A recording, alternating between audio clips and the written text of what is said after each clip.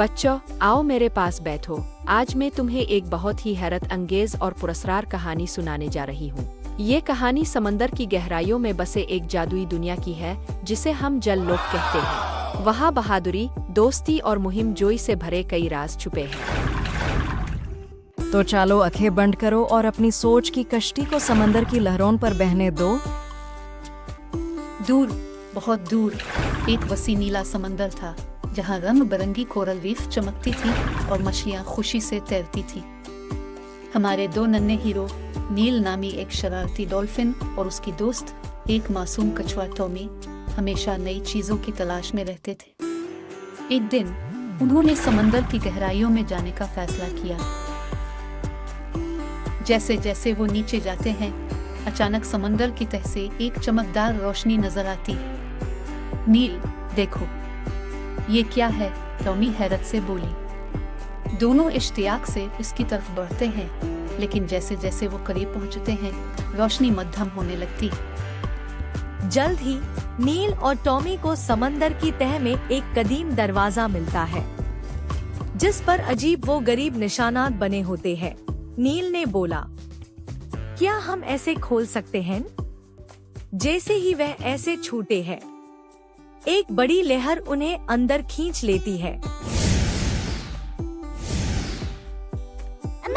बाचो, जब नील और टॉमी ने आंखें खोली तो वह एक जादुई जल लोक में है। वहाँ सुनहरे और नीले महल थे, पानी के चश्मे बह रहे थे और समंदरी मखलूकात की एक हैरतअंगेज दुनिया थी।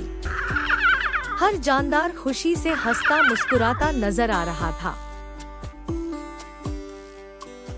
तभी जल लोक के बादशाह, एक अजीम समुंदर ड्रैगन ओरियन ने दोनों का इस्तकबाल किया।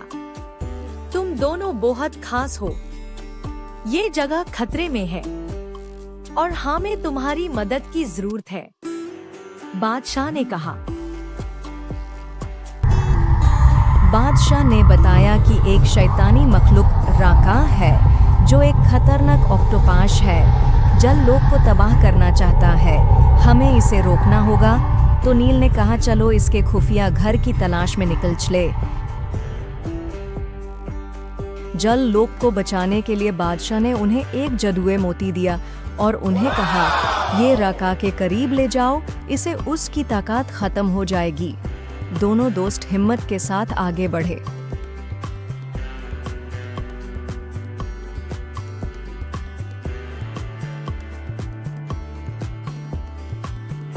जब नील और टॉमी राका के घर में पहुंचे तो उन्होंने ने मोती राका की तरफ फेंक दिया। फिर एक तेज रोशनी हुई और राका चीखता हुआ अंधेरे में गायब हो गया।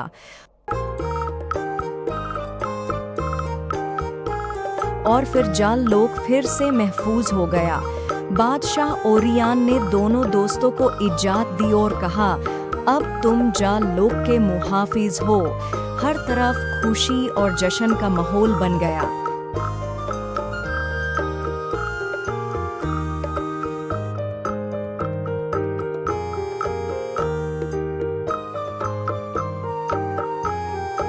अब वापसी का वक्त था। नील और टॉमी ने जल लोक को अलविदा कहा और वापस अपने समुंदर में लौट गए। लेकिन बाचो, क्या तुम सभी जानते हो, एडवेंचर मुहिमजुई कभी खत्म नहीं होते हैं। अगला सफर किसी भी वक्त शुरू हो सकता है। Bye bye. Thank you for watching.